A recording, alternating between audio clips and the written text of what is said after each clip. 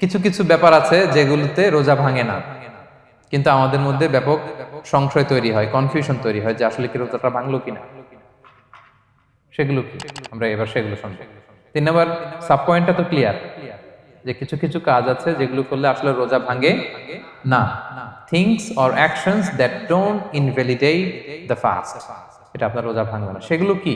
এক নম্বর হচ্ছে ভুল করে যদি কেউ খায়, যেটা আমাদের আগের পয়েন্টে আমি ক্লিয়ার করে দিয়েছি, অথবা জোর করে যদি কাউকে খাওয়ানো হয় তার রোজা ভাঙবে না, এটা আপনারা ইতিমধ্যে জেনেছেন। একটা হাদিস শুনে সহিহ বুখারী, রাসূল সাল্লাল্লাহু আলাইহি ওয়াসাল্লাম বলেছেন, মান নাসিয়া ওয়া হুয়া সাইম ফাআকালা আও শারিবা, রোজা অবস্থায় কেউ যদি ভুল করে খেয়ে ফেলে, ফালিউতিম্মা সাওমা, সেজন্য তার রোজা পূর্ণ করে, তার রোজা ভেঙে গেছে মনে করে সেজন্য খাওয়া শুরু না করে, সেজন্য রোজা পূর্ণ করে। কারণ ফাইন্নামা আতআমাহুল্লাহু ওয়া সাকা, কারণ আল্লাহই তাকে খাইয়েছে, আল্লাহই তাকে পান করিয়েছে। কিন্তু ভুল করে খেয়ে ফেলছেন, এটা তো আপনার হাতে ছিল না। তাহলে ভুল করে খেলে তার রোজা ভাঙবে না, কাজা কাফারা কিছুই লাগবে না, জাস্ট ইউ কন্টিনিউ ইউর সিয়াম। ওকে। 2 নাম্বার হচ্ছে এটা বিবাহিতদের জন্য, যেহেতু মোস্ট অফ দ্য অডিয়েন্স আর 18+, কোনো অসুবিধা নাই। আর ইসলামে কথাগুলো আসলে বাঁচতে হলে জানতে হবে না। সেটা হচ্ছে আমরা শুনেছি যে বিবাহিতরা ফিজিক্যাল ইন্টারকোর্স যদি করে, দেহ থেকে সিমেন আউট হলে রোজা ভেঙে যায়, কিন্তু স্বাভাবিক মেলামেশাতে রোজা ভাঙে না।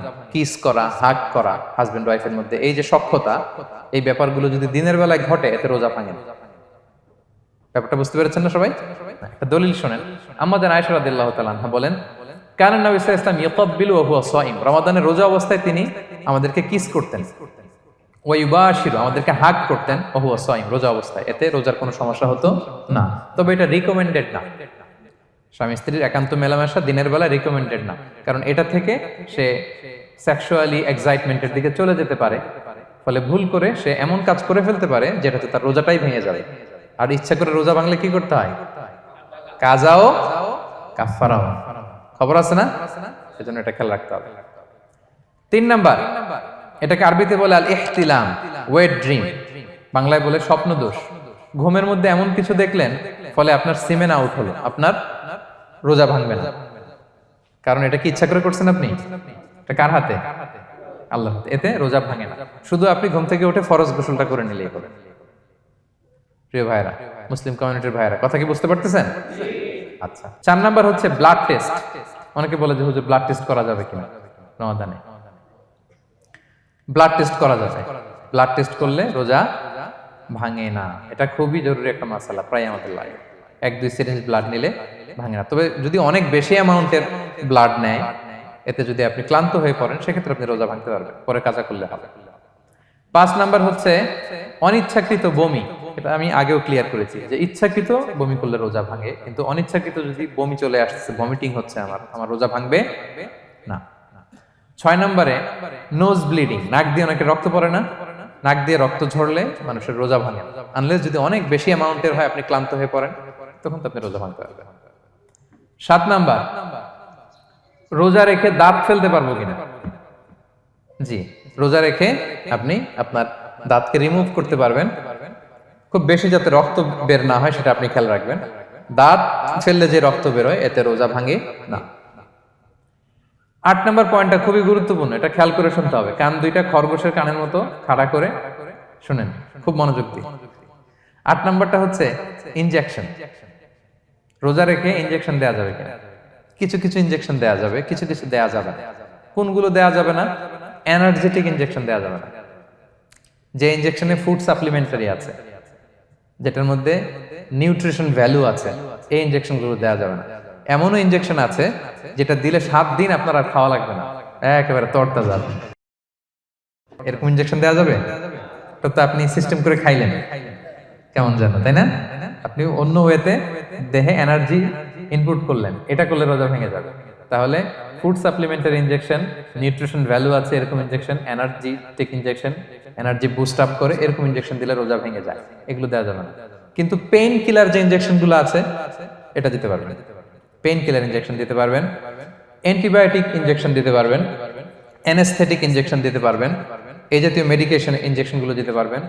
কোভিডের যে ইনজেকশন এগুলো আপনি দিতে পারবেন, এগুলোতে রোজা ভাঙে না, কারণ এগুলোতে আপনার স্টোমাকে কিছু পৌঁছেও না, আপনাকে শক্তিবর্ধক কিছু দেহে প্রবেশও করাচ্ছে না, আপনার এনার্জিও বাড়ে না, আপনার এনার্জি বাড়ে না, আপনার নিউট্রিশন ভ্যালু অ্যাড হয় না, আপনার স্টোমাকে কিছু পৌঁছে না, এই জাতীয় সব ইনজেকশন দেওয়া যায়। ইনজেকশনের পয়েন্টটা ক্লিয়ার? 9 নম্বরে কিছু কমন ব্যাপার আছে। এই কমন জিনিসগুলো আমাদের মনের মধ্যে প্রায় প্রশ্ন জাগে যে এগুলো করা যাবে কি যাবে না, এগুলো ক্লিয়ার করি। এর মধ্যে 1 নম্বর হচ্ছে টুথপেস্ট। রোজা রেখে টুথপেস্ট দিয়ে ব্রাশ করা যাবে কিনা, বলেন যাবে কি যাবে না? যাবে, কে কে হাত তুলুন তো দেখি। হ্যাঁ, মাত্র 1 জন, 2 জন, 3 জন, 4 জন, 5 জন, 6 জন, দল ভারী হচ্ছে আস্তে আস্তে।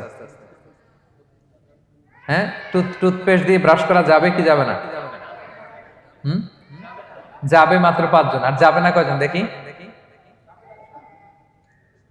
যাবে না, অনেকে যাবে না। অনেকে হাত তুলে নাই, ভাবছে কোন জায়গায় হাত তুলে কোন বিপদে পড়ি। চুপচাপ দেখি যে কোনটা জিতে। যাবে না? যাবে না, দল ভারী না? যাবে? এই সুন্দর বলছে, যাবে কিন্তু না করাই ভালো। হ্যাঁ হ্যাঁ, যাবে। টুথপেস্ট দিয়ে ব্রাশ করলে রোজা ভাঙে না, তবে যদি খুব স্ট্রং টুথপেস্ট হয় এগুলো ব্যবহার না করা ভালো।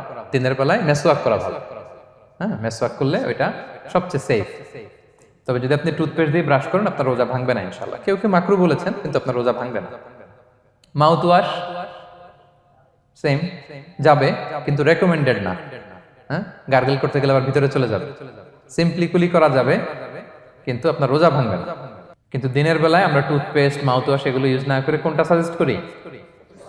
কোনটা? মেসওয়াক করেন তো আপনারা? রাসূল সাল্লাল্লাহু আলাইহি ওয়াসাল্লাম বলেছেন, আমার উম্মতের জন্য যদি কষ্ট না হয়ে যেত আমি প্রত্যেক নামাজের আগে মেসওয়াক করা ফরজ করে দিয়ে যেতাম। কষ্ট হয়ে যাবে, পকেট নিয়ে নিয়ে মেসওয়াক ঘুরতে হবে। এবং রাসূল সাল্লাল্লাহু আলাইহি ওয়াসাল্লাম মৃত্যুর আগে ওনার হাতে যে জিনিসটা রেখে উনি শেষ নিঃশ্বাস ত্যাগ করেছেন সেটা হচ্ছে মেসওয়াক। উনি অত্যন্ত অসুস্থ, প্রচন্ড জ্বরে কাতরাচ্ছেন। তখন দেখলেন যে ওনার শ্যালক আব্দুর রহমান রাদিয়াল্লাহু তাআলা আনহু উনি মেসওয়াক করতেছেন, তো উনি ফেল করে তাকায় আছেন, বলতে পারতেছেন না আমাকে দাও। আম্মা জান আয়েশা বুঝতে পারলেন যে রাসূল মনে হয় চাচ্ছেন, তো উনি এটা নিয়ে এসে নিজে চাবালেন। রাসূল ইসলাম চাবায় যে নরম করবেন এই শক্তিটাও গায়ে নাই। আম্মা জান নিজে চাবিয়ে রাসূল ইসলামের হাতে দিলেন, রাসূল ইসলাম মেসওয়াক করলেন। এই মেসওয়াক করার কিছুক্ষণ পরে তিনি ইন্তেকাল করলেন। আরবাউন মিন সুনানিল মুরসালিন, 4টা সুন্নাত, এটা সব নবীদের মধ্যে ছিল। এর মধ্যে একটা হচ্ছে আসওয়াক, মেসওয়াক। মেসওয়াক করবেন তো আপনারা? আচ্ছা। এরপর রোজা রেখে আতর দেয়া যাবে, কোনো সমস্যা নাই। পারফিউম দেয়া যাবে, সমস্যা নেই। আই ড্রপ দেয়া যাবে, চোখে ড্রপ দেয়া যাবে, আইলাইনার দেয়া যাবে, কাজল দেয়া যাবে, এগুলোতে রোজা ভাঙে না। এরপরে ডায়াবেটিক পেশেন্ট যারা আছে তারা ইনসুলিন দিতে পারবেন, এত রোজা ভাঙে না। এটা আমাদের লাগে না, আমাদের অনেক মুরব্বীদের দিতে হয়, আমাদের আব্বা আম্মাদের। তো এটা আপনারা জেনে গেলেন, ইনসুলিন দিলে রোজা ভাঙে না। এরপরে 10 নম্বর খুব মজার একটা পয়েন্ট, খাবারের যদি লবণ চেক করা হয় এতে রোজা ভাঙে না। তবে ঘরে আপনারা এটা ট্রাই করবেন না, এটা রেকমেন্ডেড না। এটা কখন রেকমেন্ডেড? এটা বড় শেফদের জন্য। লেটস সে রমাদানে 1000 লোকের বিরিয়ানি করা হবে, আল্লাহর বান্দারা রোজাদাররা খাবে, এটা লবণ বেশি হলে খাইতে পারবে? পারবে না। এজন্য যিনি শেফ, প্রধান বাবুর্চি, উনি লবণটা ট্রাই করতে পারবেন, করেই সাথে সাথে কুলি করে ফেলবেন, ভিতরে তো কিছু গেল না, এতে রোজা ভাঙে না। তাই বলে প্রতিদিন ঘরের রান্নাতে আবার এটা করতে যায় না। ঘরে 2 জন, আপনি আপনার হাজবেন্ড ওয়াইফ টোনাটুনি একটা হইলেই হইলো, কি বলেন? লবণ বেশি হবে কম হবে, কিন্তু বড় প্রোগ্রাম, অনেক রোজাদাররা একসাথে ইফতারি করবে, এটা তো লবণাক্ত হইলে খাওয়া যাবে না। তো সেক্ষেত্রে শেফ যদি জাস্ট জিব্বা দিয়ে লবণটা একটু ট্রাই করে নেয় যে অ্যাড করতে হবে না, ঠিক আছে, সাথে সাথে কুলি করে ফেলে, রোজা ভাঙবে না। দলিল কি? দলিল হচ্ছে কাঁচা ডালের মেসওয়াক। রাসূল সাল্লাল্লাহু আলাইহি ওয়াসাল্লাম কাঁচা ডালের জাইতুনের মেসওয়াক দিয়ে তিনি সেওয়াক দিয়ে মেসওয়াক করতেন। তো কাঁচা জাইতুনের আপনারা মেসওয়াক করছেন, এটা কিন্তু অনেক লবণাক্ত, সল্টি, এটার মধ্যে একটা ঝাঁঝালো ভাব আছে। তো এটা আপনার জিহ্বায় লাগলে কি রোজা ভেঙে যায়? ভাঙে না।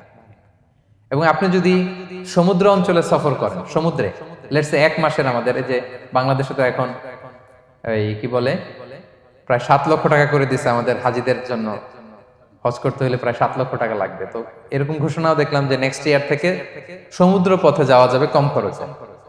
তো কেউ যদি এমন হয় সমুদ্রের সফরে দীর্ঘ সময়, আপনি ওযু করবেন কি দিয়ে? সাগরের পানি দিয়ে। তো সাগরের পানি কেমন? সাগরের পানি দিয়ে আপনার কুলি করতে হবে না? মাছ মজা করবেন না? তা আপনার কি রমজানে যদি কুলি করেন আপনার রোজা ভেঙে যাবে? না, ভাঙবে না।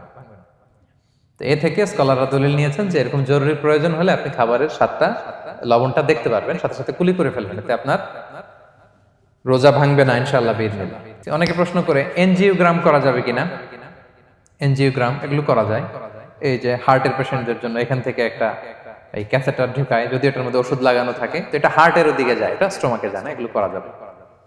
তাহলে এই বিষয়গুলো অলমোস্ট মুত্তাফাক আলাই, মানে সর্বসম্মতিক্রমে এতে আপনার রোজা ভাঙবে না ইনশাআল্লাহ বিইজনিল্লাহ। এই পয়েন্টটা ক্লিয়ার না? ক্লিয়ার।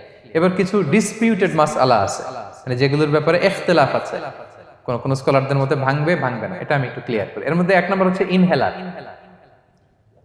অ্যাজমার পেশেন্ট যারা আছে, অ্যাজমা অনেকের দেয়া লাগে না ইনহেলার।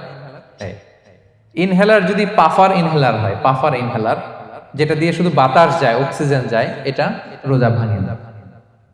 এটা কি করে না? রোজা ভাঙে না। পাফার ইনহেলার যেটাতে অক্সিজেন পাস করে, রোজা ভাঙবে না। কিন্তু যদি ভ্যাপোরাইজেশন হয়, অথবা একটা আছে DPI, dry powder inhaler, punch করলে একটা পাউডার সহ ভিতরে যায়, অ্যাজমাটা কমায় দেয়, ওই পাউডার দিয়ে করলে কিন্তু রোজা ভেঙে যাবে। ভ্যাপোরাইজেশন হলে বা ডিপিআই ইনহেলার হলে আপনার রোজা ভেঙে যাবে। ইনহেলার ক্লিয়ার তো সবার কাছে? আচ্ছা, এরপরে যাই সামনে। সাপোসিটরি বুঝেন তো না? ডুশ বলে, প্রচন্ড জ্বর কমে না, তখন ডাক্তার বলে যে পায়ু পথে অ্যানাল পিল বলে এগুলাকে, পায়ু পথে এটাকে ইনপুট দিতে হয়। এই সাপোসিটরি এটা একটা ডিসপিউটেড মাসালা। হানাফি স্কুল অফ থটে রোজা ভেঙে যায়। আমরা যেহেতু বেশিরভাগ হানাফি স্কুল ফলো করি, হানাফি মাযহাব, তো আমরা এটাই সাজেস্ট করি সাপোসিটরি না দেওয়া। তবে অন্যান্য স্কলারদের মতে রোজা ভাঙবে না, বিশেষ করে ইবনে তাইমিয়া আলাইহি রাহমার মতে রোজা ভাঙবে না। এখানে প্রসঙ্গ যেটা হচ্ছে, সাপোসিটরি সাধারণত দিতে হয় ইমার্জেন্সি পিরিয়ডে। কি বলেন? জ্বর আর কমে না, কঠিন অবস্থা, তো ওই অবস্থায় তো রোজা এমনি ভাঙা যায়। প্রচন্ড অসুস্থ হলে ভাঙা যায় না রোজা? ভাঙা যায়। তো আপনি রোজা ভাঙবেন, পরে কাজা করে ফেলবেন, সাপোসিটরি দিবেন, অসুবিধা নেই। আচ্ছা, এয়ার ড্রপ, কানের যে ড্রপ আছে, এটার মডার্ন স্কলারদের মতে, যে ফিক একাডেমি গুলো আছে, এদের মতে রোজা ভাঙবে না, কিন্তু হানাফি স্কলারদের মতে রোজা ভেঙে যাবে। তো আমরা সাজেস্ট করি এটা আপনি না দেন, আগে পরে দেন। 3 নাম্বার, হার্টের পেশেন্টদের একটা ওষুধ দিতে হয়, এটাকে নাইট্রোগ্লিসারিন ট্যাবলেট বলে, জিহ্বার নিচে দেয়, দেওয়ার সাথে সাথে বডি এটা অ্যাবজর্ব করে ফেলে, ওষুধটা থাকে না জিহ্বার নিচে। জিহ্বার নিচে এটাকে প্লেস করলে সাথে সাথে এটা বডি অ্যাবজর্ব করে, এখানে আবার পাম্প শুরু হয়ে যায়। তো হার্ট অ্যাটাক করলে এটা দেয়। আধুনিক যে ফিক একাডেমি গুলো আছে তাদের মতে রোজা ভাঙবে না, কিন্তু হানাফি স্কুল অফ থটে তাদের মতে যেহেতু সম্ভাবনা আছে কিছু চলে যেতে পারে, যদিও যায় না, হানাফি মাযহাব হচ্ছে খুব ইহতিয়াত অবলম্বন করে, অত্যন্ত বেশি সাবধানতা অবলম্বন করে। কিন্তু মডার্ন ফিক একাডেমি গুলো তাদের মতে হার্ট পেশেন্টদের জন্য নাইট্রোগ্লিসারিন ট্যাবলেট যদি জিহ্বার নিচে রাখেন রোজা ভাঙবে না। হিজামা, কাপিং, হিজামা চিনেন তো? হ্যাঁ, হিজামা করছেন কেউ এখানে? আপনি করছেন, আর কেউ? অনেকে করছে দেখি মাশাআল্লাহ। এটা এখন অনেক পপুলার হচ্ছে, রাসূল সাল্লাল্লাহু আলাইহি ওয়াসাল্লাম কিন্তু করতেন। এখন দেখবেন যে অনেক বড় বড় সেলিব্রিটিরা, অ্যাথলেটরাও করে।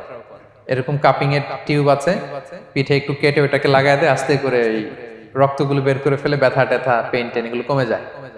এখন কিন্তু এটার অনেক প্রচলন বেড়েছে। হানাফি স্কুল অফ থটে হিজামাতে রোজা ভাঙে না, অন্যান্য স্কুল অফ থটে ভাঙে। তো হিজামা তো ইমার্জেন্সি কিছু না, আমার দিনের বেলায় কেন রমজান মাসে হিজামা করা লাগবে, আমি ইফতারের পরে হিজামা করলাম। আচ্ছা, ব্লাড ডোনেশন করলে রোজা ভাঙবে কিনা? এক ব্যাগ যে রক্ত নেয়, ভাঙবে কিনা? হাম্বালি মাযহাব অনুযায়ী ভেঙে যায়, হানাফি মাযহাব অনুযায়ী ভাঙে না। আমরা হানাফি স্কুল ফলো করি, সো আপনি ব্লাড ডোনেট করতে পারবেন, ভাঙবে না। তবে অনেক ব্লাড ডোনেট করার কারণে যদি আপনি অসুস্থ হয়ে যান, দুর্বল, ওই অসুস্থতার কারণে আপনি ভাঙতে পারবেন। তবে এটা রেকমেন্ডেড, যদি ব্লাডের কারণে মুমূর্ষু রোগীর জীবন যায় অবস্থা, তখন অবশ্যই আপনি ব্লাড ডোনেশন করবেন, যাতে করে একজন মুমূর্ষু রোগী জীবন ফিরে পায়। তো এই পয়েন্টটা তো ক্লিয়ার না সবার? তো এই ছিল সম্মানিত সুধী কিছু মৌলিক বিষয় যেগুলো করলে আমাদের রোজা ভাঙে না। Be a part of our vision to listen and share the khair.